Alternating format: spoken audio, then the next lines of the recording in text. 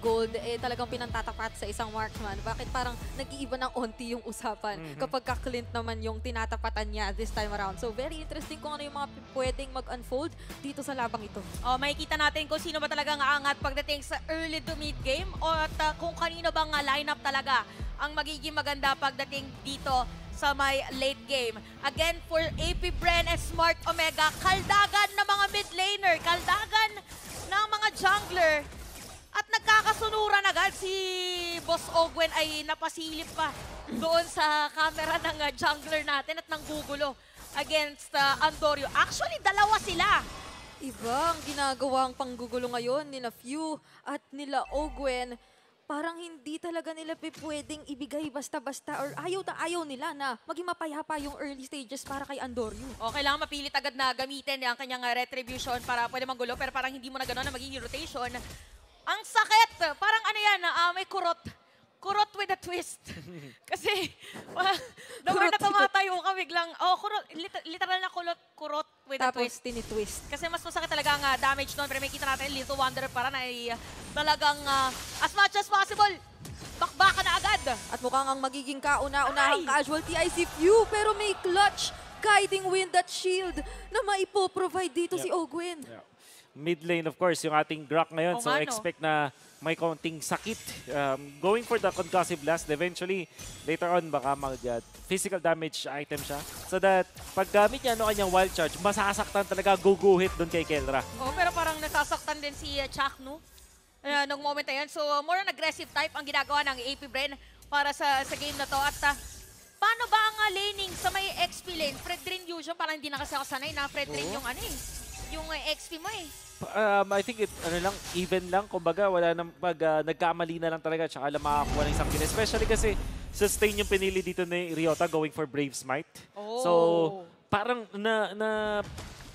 nababalanse lang niya yung passive nung meron si Yuzong. Pero parang siya yata ang target.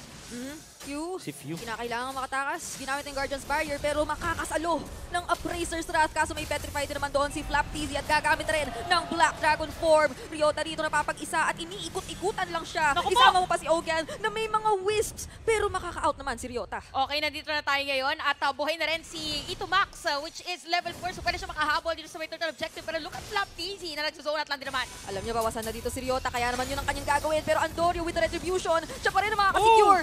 Mid-guiding wind na nakap pa si Kyle TZ at siya ngayon ang mapaparusahan. Kaso may nakap din naman ang magagaling doon sa wild charge. Kaso circling eagle dito, pinaikutan talaga sila. Flap TZ will be able to take Ryota down. Makaka-double kill pa siya dahil si Andorio nasunod nila. Palitan ng ating mga players. Pero may kita natin total objective for Omega. Sino nga ba talaga yung lumamang sa moment na yun? I would say na dahil yung Turtle napunta dun sa Omega, mas masaya sila dun sa nangyaring exchange. Yun nga lang, sobrang clutch ni Ogwen. Pinakita sa atin muli kung bakit masakit yung newly buffed na Matilda with the Circling Eagle na pwede mong i-target sa lupa na para siyang nag-act na ngayon na parang secondary wild charge. So technically speaking, dalawa yung wild charge dito ng KP Bren. O nga pala, parang kung magdadabog lang din siya na hero, ramdam na ramdam mo yung factor niya. And interesting enough, kung mapansin natin para side ng AP Bren, a lot of pressure dun sa may XP lane. So parang iniiwas din ba nila, tama ba, na magkaroon ng wait lang, sabihin ko sana iwasan sa may gold Kaso si Super Marco ngayon, kung hindi niya may iwasan to.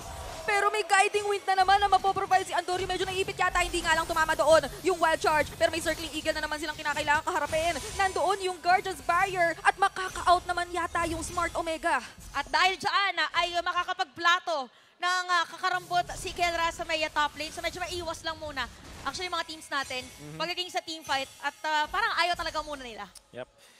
As much as we want to say na maganda itong Clint, ito yung pinaka-problema niya. Madali siya i-pressure sa lane kapag pagtapos ng laning stage. Pag 1v1, surely malakas yung Clint dahil dun sa kanyang range. Pero pag nagkaroon ng time na dinadalaw-dalaw na siya, dun na siya nangyayari. However, dahil dun sa presence ni Ogwen, naligtas pa nila si Super Marco. So, magiging crucial at critical talaga yung role dito ni Ogwen kung magiging aggressive Matilda ba siya or magiging supportive Matilda, kung taga-save ba siya or taga-initiate. Parang nakakagulat din isipin na dalawa yung naka-wilderness blessing dito sa AP Bren, which is si Few at saka si Ogwen. And relatively, parang ang taas ng wave clear na meron sila. Pero parang laging nauunahan ng Smart Omega sa pag-clear at sa overall sa pag-ikot dito yung AP Bren.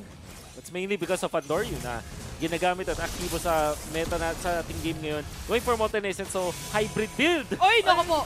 Flap TZ with the Black Dragon form. Kyle TZ naman ang makakasecure doon ng turtle. Pero medyo magulo ang nangyayari dito. Flap TZ mag-isa napapalibutan ng 5. Pero tingnan mo naman, talagang nagawa pa niyang inakap sila. At nandoon na rin yung iba pa niyang mga kasama para mag-provide ng additional support. At ituloy-tuloy yung labang nakasimulan na. Pero Ryota dito medyo alanganin. Andoryu makakaligtas pa. And that's 1 member down para sa side ng Smart Omega. Grabe, hindi pa kinaya ng sustain. Sabi natin kanina, sustain is the name of the game para dito sa Omega. Pero with the crowd control naman ng AP Brenna, nahihirapan sila kaya naman lamang sila ngayon in terms of gold. And even Turtle ay nakuha din nila. Yep. You'll notice yung napansin natin doon is masakit din talaga yung yung overload ng stuns ba sa AP Bren. Nakita natin yung Petrify, kumonekta dun sa dalawa at War Axe pala ang inuna dito ni Flap TZ. Typically, mag-Hunter Strike yung mga Yuzhong. But this time, kaya naman mas mabilis pala siya nakakapunta sa mga teamfights dahil dun sa War Axe na pinriority niya dito. Giving him that specific role na panggulo dun sa may backlines. Hindi man sila nakapatay gamit yung Dragon Form at yung Petrify combo na secure naman nila yung Turtle dahil doon. And additionally, itong si Few, mas pinili niya kumuha ng mga casual items na hindi pa buo, yung Chop Suey build, leg plates, yung Black Ice Shield, pati yung Dreadnought Armor. Oh, may dumating na din talaga sa panahon na minsan mas magandang build ang Chop Suey. Kaya naman ganun ang ginawa ngayon ni Few, which is very important kasi very specific ibig sabihin mga gusto nila. Or sa dami ng kailangan nila i-take note, pa-isa-isa muna natin gagawin. So medyo kalmado ulit ang Land of Dawn. Pero sure ako alam ng mga players kung saan nakapwesto ang isa't isa. Kaya din naman nakaabang si Itumax sa kung sino pwedeng sakyan. At maagang mag-group up ang ating mga players dito sa may third objective.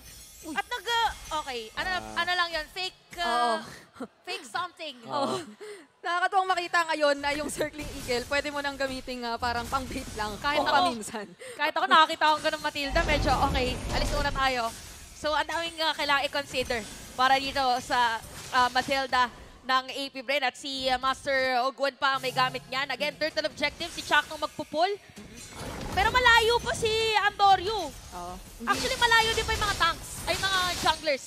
Hindi nagkukulang sa pagpupoke prior sa turtle palagi yung dalawa nating teams. At madalas nakikita talaga natin dito sa mid lane na consistently nagagawa at ginagawa nila yun. Pero parang nakakabawi lang naman sila ng buhay pare-pareho dahil sa presence ng dalawang supports na hawak-hawak nila. Pero mukhang isa na namang free turtle ito para sa side ng AP Bren.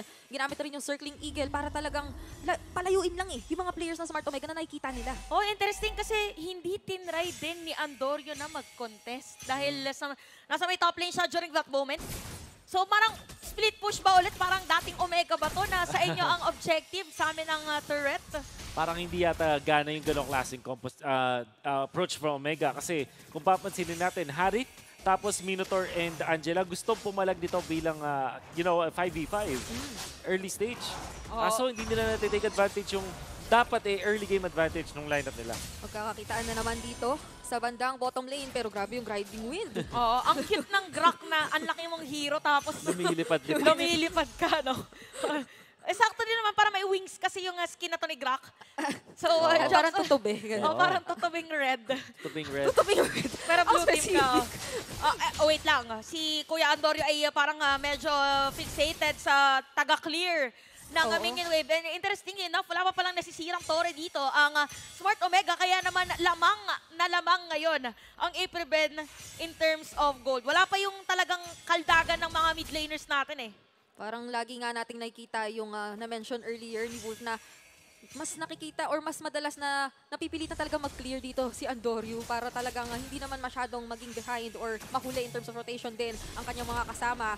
At sobrang kumpiyansa na ni Ogwen at ni Few na magbabad sa side ng Smart Omega. Ayun o, teka lang, sabi niya. Isa-isa lang muna. Pwede zone out ka. Why not kung kaya? Pwede... Ang cute talaga. Ang cute talaga eh. Ang gandang combo talaga ng Matilda Grak. Wait lang! Razor's Wrath, binagsak na doon. Pero hindi naman mababawasan, maiiwasan din kahit papaano ng napakalikot na Kyle TZ na kanina pa talagang nagagawang makapag-attack. Pero tingnan mo naman doon, si Chuck rin yata hindi na makakagalaw. Nandiyan na yung Zaman Force na nagmumula kay Kelra. pero makaka-out lang yung iba at sinundan na nga sila dito ni Flap TZ with the back Oh, no! Petrify right under the turret, pero hindi naman nila masyadong i-commit. Nandiyan pa kasi din yung heart guard at kinakailangan nila mag-ingat kahit papaano, pero si Few yata rito yung gustong pawian. Makaka-flicker out lang din naman. Pero ito na ba yung chance para makapag-turtle? Lord na Ay, nga Lord. eh. Lord na pala to. Lumaki na bigla sa sobrang haba na naging teamfight natin kanina. Parang Torre talagang gustong gawin ng Omega dahil konting kembot na lang. Actually, nakembotan na nga yung may middle lane. So parang talagang nagsasike lang din ang Omega ngayon para sa ating game. Inaantay at kompleto ang spells. Ay hindi, wala si Etomax na flicker, pati si Pew. Pero mayroong wild charge. The ultimate Lord Dance, the first Lord Dance of them all. Circling Eagle, ginamit na nga rin agad dito on to Ryota. May energy eruption pa bang natitira para kahit papaano ay kayang pumagit na. Pero tingnan mo si Adorio, yung target niya si Kyle TZ pala. Nandoon pa rin yung Lord, hindi pa nare-reset. Pero si Ryota rito, zinozone na yung ibang mga miyembro ng AP Bren. Si Few din naman, tinatry man likod. Pero dito sa gitna, literal, na wala pang nagkakabawasan. Kyle TZ pa rin pala ang makaka-retry. Pero doon, tuloy pa rin ang laban. Zaman Force, ikinasa na. Pero ang call ng AP Bren ay lumayo na muna pansamantala. Pero may guiding wind at Circling Eagle pang natitira. Gusto pa pala nila ipagpatuloy ito dahil yung sustain ay hawak-hawak naman nila. Oy! Si Kelra na yata ang target nila dito. Magda-dash out. Makakatakas mga pipilitin na habulin at players habang si Super Marco with a kill. Meron pang mag-beat para dito kay Kyle TZ. Ryota halos wala rin buhay doon. Pipilitin na patayin. Gagamitin ang Appraiser's Wrath. Pero buhay hindi. Another kill na naman para dito sa AP Bren. What an extended team fight na nagmumula dito sa parehong kupunan. Napakatagal at kitang-kita or evident nung sustain talaga. Dun sa clash na yon, especially dun sa extension ng extended team fight, nakita natin yung prowess talaga ng isang Matilda. And only because nakita natin na nagamit niya yung knock-up na mala wild charge. Knock-up na malawal charge. Dalawang knockback ang hawak-hawak dito talaga ng AP Bren. Pero natanggal nila doon sa equation si Flap TZ after so long. After 11 minutes na kinakaya niya talagang mang-zone mag-isa at hindi niya masyadong nararamdaman yung damage mula sa Smart Omega. Pero still, clearly nakakakuha ng advantage ngayon ng AP Bren with the Lord na nasecure nila. Unti-unti na lalong lumiliit yung mapa para sa Smart Omega. Parang konti na lang din. Ayun na. Nasira na rin yung sa may top lane. So it's really more on pressure para sa side ng AP Bren. 6K gold lead. At for Omega naman, parang team fight yata ang kanilang gustong pag-focusan. I mean, for Omega, they definitely need a team fight. Lalo na pag tinignan mo yung composition nila, just looking at their heroes, dapat nakikipag 5v5 sila. Minute 5 pa lang, ganun. Yung, specifically nung minute 7, kung saan nandun yung third turtle, sila dapat yung pumapersa ng laban. Masyado silang nagpo-focus dito sa pag-split. At dahil kaka-split nila dito, yung AP Bren lumakas na masyado, pwede na silang i-punish. Liliparan na. Nagkakitaan pa at naipit si Andorio dito sa 4 na miyembro ng AP Bren. Actually, make that 5 kasi maging si Few nandun pala, naglapag ng pader para secured na, wala ka ng takas. Oo, sa kalinga ng pader para dito sa side ng AP Bren. At may kita natin na Flap TZ is really doing a very consistent job for the side of AP Bren. At mukhang continuous lang ang pressure as minion wave will flow dito sa may middle lane. Pwede ba nilang masira to? We'll try. Ito yung attempt. Talagang gusto nila kahit papaano. Nabawasan din naman yung base turret na yun, pero yung Omega din, todo depensa. Sa abot ng kanilang makakaya, ayaw na nila na pahigitin pa yung kalamangan ng AP Bren. If ever, kasi parang mahihirapan na sila lalo dito sa next Lord Objective. Now looking at, again, hero composition of Omega, binanggit kanina ni Wolf na it's really more of team fight na kanyang, dito kayo makakita na dalawang kiniklear. Yung minion wave at saka yung crab coin. Ano bang kailangan gawin ng Omega kung team fight ang gusto nila at manalo against AP Bren? Well, kailangan nilang, siguro i-fast clear yung mga lanes gamit yung Angela. Or kung sakali man may mag-split push si Angela na lang isasagot doon. At since this is a position for Angela naman, medyo kayang mag-clear in a way compared sa isang roamer. And then, of course, gamitin si Chakno. Kailangan ng, kung nalala yung dating mga Minoan Fury ni Chakno, Minotaur, kailangan nilang gamitin. Pati unleash muli. Unleash the inner Chak Mamba in you. Parang yan ang kailangan ngayon ng Omega. Pero for AP Bren, kabisado na rin nila kung paano i-zone out mga players ng Omega. Kaya na makalahati nila ang buhay ng Lord. Kanya-kanya zone natin. Even Ryota yung nagtatry magkaroon ng entry point. Ayaw nilang palapitin.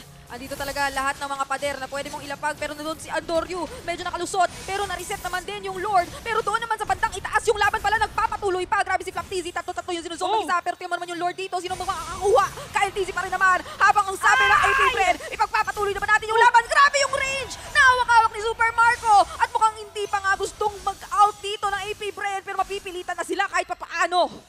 Oh, grabe. Pangalawang beses ang ginamit ni Super Marco yung strike ng isang cleat na pwede kang umatake sa akin para may Beatrix Sniper. Kumbaga, Ramdam mo eh. Ramdam mo at masakit-sakit din. With 11k gold, napakataas na damage output niya. Naka-BOD pa siya, so talagang kaya mang one-hit as you saw. Kanina, yung...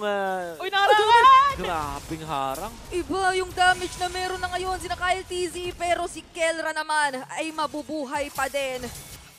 Iba na yung damage nila ngayon. Oh, si Rayo Torres sa may top lane. And talk about damage, kitang-kita na natin yon for the side of AP Bren. With, wow, 12k gold lead. At si Ryota pa nga dito ay mapipilitan ng uwi. Mapipilitan din ditong dumepensa ang Omega. Pero bottom lane, dadaan yung Lord. Hindi na inantay pa yung kanyang pagkalda. O medyo nalito, babalik. Okay, back to the ball game ang Lord natin. Omega, makakadepensa ba? Hindi na rin siya sure kung ano yung mga pwedeng mangyari dahil nandito rin yung Black Dragon form. Zaman Force, ikinasa na para pilitang dumepensa. Pero tingnan mo naman yung damage output na hawak-hawak ng AP Bren. Iisa lang ang kanilang pinofocus, Super Marco. Lumulusot na naman ang kanyang mga bala. At mukhang makaka-double kill pa siya habang yung ibang mga miyembro, iisa lang ang kanilang pinagtutuunan ng pansin. AP Bren takes game number 1.